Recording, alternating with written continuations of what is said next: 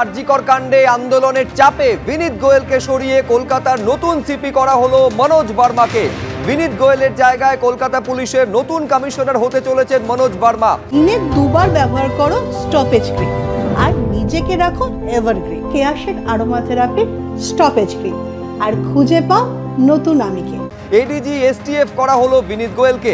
অভিষেক গুপ্তর জায়গায় DC north করা হচ্ছে দীপক সরকারকে। আর অভিষেক গুপ্তকে পাঠানো হলো ইএফআর সেকেন্ড ব্যাটালিয়নের সিও করে। জ্ঞানবন্ত সিং তিনি হলেন এডিজি আইবি, জাভেদ শামীম হলেন এডিজি আইন শৃঙ্খলা। আন্দোলনরত জুনিয়র ডাক্তারদের দাবি মেনে বিনীত অভিষেককে সরানোর সিদ্ধান্তের কথা গতকাল রাত্রেই ঘোষণা করেছিলেন মুখ্যমন্ত্রী মমতা বন্দ্যোপাধ্যায়। সেই অনুযায়ী বিজ্ঞপ্তি প্রকাশিত হয়েছে নবান্ন থেকে। দেবাশিস হালদারকে সরিয়ে নতুন স্বাস্থ্য অধিকর্তা স্বপন সোরেন। জনস্বাস্থ্য দপ্তরের ওএসডি করে পাঠানো হলো দেবাশিস হালদারকে। যুগ্ম স্বাস্থ্য অধিকর্তা থেকে স্বাস্থ্য অধিকর্তা হলেন স্বপন সোরেন।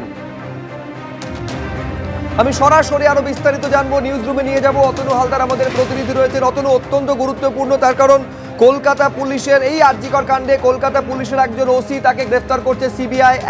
কলকাতা পুলিশের ভূমিকা আরজিকর কাণ্ডে কলকাতা হাইকোর্ট থেকে শুরু করে সর্বোচ্চ আদালতে বারবার সমালোচিত হয়েছে।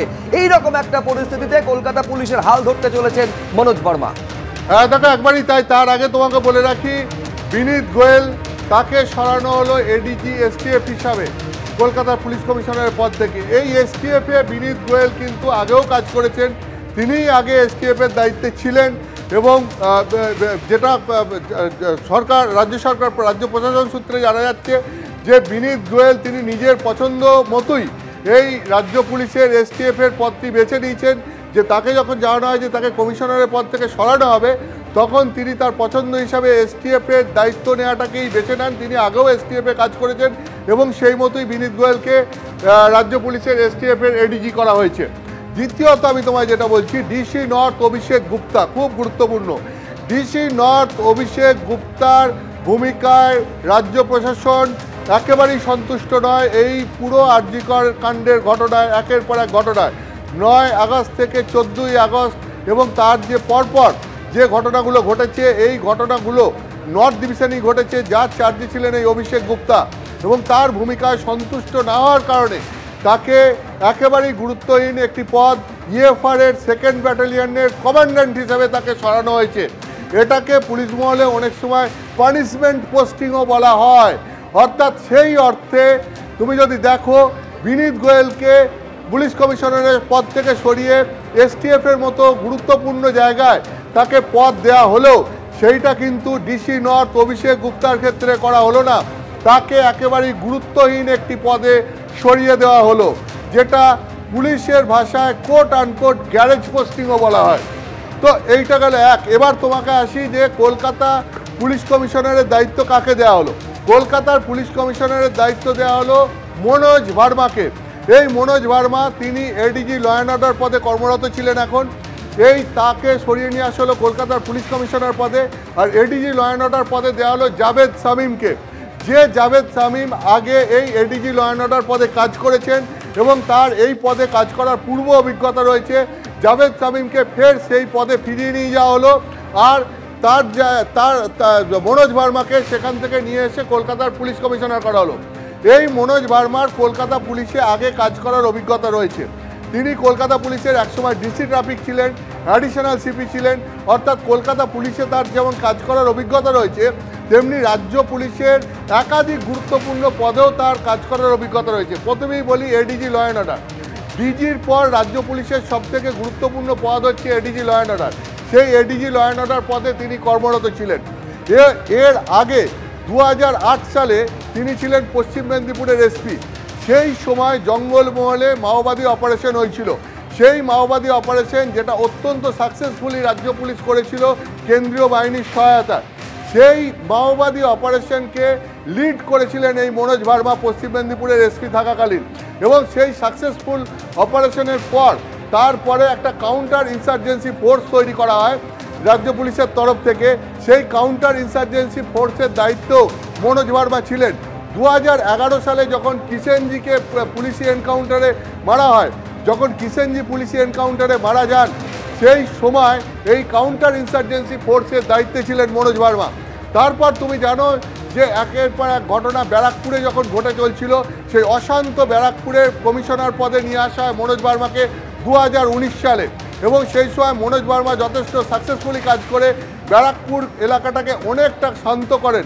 অশান্ত ব্যারাকপুরকে শান্ত করার পেছনে মনোজ ভার্মার যে একটা বড় ভূমিকা আছে সেটা পুলিশ মহলে স্বীকার করা হয়, পুলিশ মহল থেকে বলা হয়, এবং তারপর ক্রমশ তিনি রাজ্য সরকারের আস্থাভাজন হয়ে ওঠেন যে চ্যালেঞ্জিং পরিস্থিতিতে কাজ করতে মনোজ ভার্মা মাথা ঠান্ডা মানুষ এবং মাথা ঠান্ডা রেখে কাজ করতে পারেন, অসম্ভব পরিশ্রম করতে পারেন, এবং সেই পরিশ্রমী একজন মানুষকে এই মুহূর্তে কলকাতা পুলিশের দায়িত্ব দেওয়া হলো। যিনি এডিজি ল অ্যান্ড অর্ডার পদের দায়িত্ব সামলাচ্ছিলেন সেখান থেকে আর এক গুরুত্বপূর্ণ কলকাতা পুলিশের কমিশনার পদে নিয়ে আসা হলো। কখন তাকে কলকাতা পুলিশের কমিশনার পদে নিয়ে আসা হলো? কেন বলছি এই সময়টা চ্যালেঞ্জিং? তার কারণ কলকাতা পুলিশে এখন একটা আইপিএস নন আইপিএসদের মধ্যে আড়াআড়ি বিভাজন দেখা দিয়েছে। এটা পুলিশ মহলের অন্দরে কান ডাকলে পরেই সেটা বোঝা যাচ্ছে। কেন এই ঘটনা ঘটলো? এই ঘটনা ঘটার পেছনে মূল দুটো কারণ। এই আরজিকর কাণ্ডের পর তুমি জানো যে সিবিআই এই ঘটনায় তথ্য প্রমাণ লোপাটের অভিযোগে টালা থানার ওসি অভিজিৎ মণ্ডলকে গ্রেপ্তার করেছে, এবং এই অভিজিৎ মণ্ডলকে গ্রেপ্তার করার পর একটা পুলিশের ইন্সপেক্টর, সাব ইন্সপেক্টর, এই সমস্ত পদমর্যাদার অফিসারদের মধ্যে একটা চরম ক্ষোভ তৈরি হয় যে যেখানে সিপি সহ উচ্চপদস্থ কর্তারা উপস্থিত ছিলেন সেখানে তথ্য প্রমাণ লোপাটের অভিযোগ একা, তার দায় একা কেন ওসি টালার ঘাড়ে পড়বে? কেন সেখানে অন্যান্য অফিসাররা দায়িত্ব নেবেন না বা তাদেরকে কেন দায়বদ্ধ করা হবে না? তো তা নিয়ে একটা চরম ক্ষোভের সঞ্চার হয়। তুমি জানো যে অ্যাডিশনাল সিপি সলোমন নেশা কুমার গতকাল এই অভিজিৎ মণ্ডলের পরিবারের সঙ্গে গিয়ে দেখা করেন এবং কলকাতা পুলিশ যে তার সঙ্গে এবং তার পরিবারের সঙ্গে আছে এই বার্তা দেন।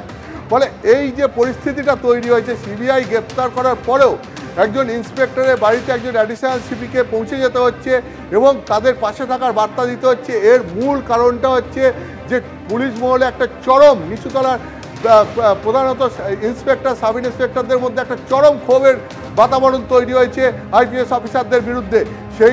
সেই ক্ষোভ প্রশমন করার জন্যই কালকে অ্যাডিশনাল সিপিকেও ছুটে যেতে হয়েছিল অভিজিৎ মণ্ডলের বাড়িতে।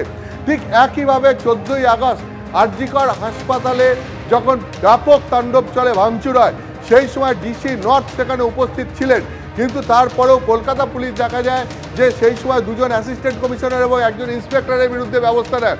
ফলে একটা ব্যাপক ক্ষোভ তৈরি হয় যে দুজন এসি এবং একজন ইন্সপেক্টর, এদেরকে কেন দায়বদ্ধ করা হলো, এদেরকে কেন সাসপেন্ড করা হচ্ছে, ঊর্ধ্বতন কর্তৃপক্ষের বিরুদ্ধে কেন ব্যবস্থা নেওয়া হচ্ছে না? কেন পলিসি মেকিংয়ের মধ্যে তো inspector, sub inspector, assistant commissioner এরা থাকে না? ফলে এদেরকে দায়বদ্ধ করে কেন এদের বিরুদ্ধে ব্যবস্থা নেওয়া হচ্ছে? তা নিয়েও একটা ক্ষোভের সঞ্চার হয়েছে কলকাতা পুলিশের একটা অংশের মধ্যে। ঠিক সেই রকম একটা পরিস্থিতিতে, এরকম একটা চ্যালেঞ্জিং পরিস্থিতিতে মনোজ ভার্মাকে দায়িত্ব দেওয়া হলো। ফলে এটা দেখার, সামনেই দুর্গাপুজো রয়েছে, কলকাতা পুলিশের বিরাট অ্যারেঞ্জমেন্ট করতে হয় এই দুর্গাপুজোকে ঘিরে। এখন এই সময় পুরো কলকাতা পুলিশকে সংঘবদ্ধভাবে সংঘবদ্ধ করে এই ফোর্সের মনোবল ফিরিয়ে নিয়ে এসে কতটা সাকসেসফুলি কাজ করতে পারেন মনোজ ভার্মা, সেইটাই এখন দেখার।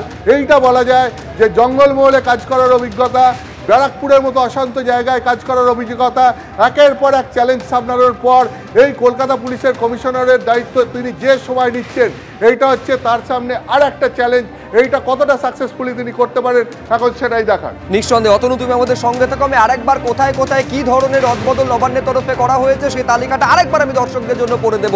গতকালই আপনারা জানেন যে দীর্ঘ বৈঠক হয়েছিল জুনিয়র ডাক্তারদের সঙ্গে মুখ্যমন্ত্রী মমতা বন্দ্যোপাধ্যায়ের কালীঘাটে, এবং তারপর আন্দোলনের চাপে কার্যত মুখ্যমন্ত্রী মমতা বন্দ্যোপাধ্যায় তিনি তাদের যে দাবি সেটা মেনে নেন এবং বিনীত গোয়েলকে কমিশনারের পদ থেকে যে সরানো হবে আনুষ্ঠানিক ঘোষণাও সেটা গতকাল রাত্রে করে দিয়েছিলেন। সেই মতো নতুন সিপি হতে চলেছেন মনোজ ভার্মা। বিনীত গোয়েলের জায়গায় কলকাতা পুলিশের কমিশনার হচ্ছেন মনোজ ভার্মা। এডিজি এসটিএফ করা হলো বিনীত গোয়েলকে। অভিষেক গুপ্তর জায়গায় ডিসি নর্থ হলেন দীপক সরকার। অভিষেক গুপ্তকে পাঠানো হলো ইএফআর 2nd ব্যাটালিয়নের সিও করে। জ্ঞানবন্ত সিং হলেন এডিজি আইবি। জাভেদ শামীম হলেন এডিজি আইন শৃঙ্খলা। আন্দোলনরত জুনিয়র ডাক্তারদের দাবি মেনে বিনীত অভিষেককে সরানোর সিদ্ধান্তের কথা গতকাল রাত্রেই ঘোষণা করেছিলেন মুখ্যমন্ত্রী মমতা বন্দ্যোপাধ্যায়। অন্যদিকে স্বাস্থ্য ভবনেও বেশ কিছু রদবদলের কথা তিনি বলেছিলেন, যেটা অবশ্যই দাবি ছিল জুনিয়র ডাক্তারদের। দেবাশিস হালদারকে সরিয়ে নতুন স্বাস্থ্য অধিকর্তা স্বপন সোরেন, জনস্বাস্থ্য দপ্তরের ওএসডি করে পাঠানো হলো দেবাশিস হালদারকে। যুগ্ম স্বাস্থ্য অধিকর্তা থেকে স্বাস্থ্য অধিকর্তা হলেন স্বপন সোরেন।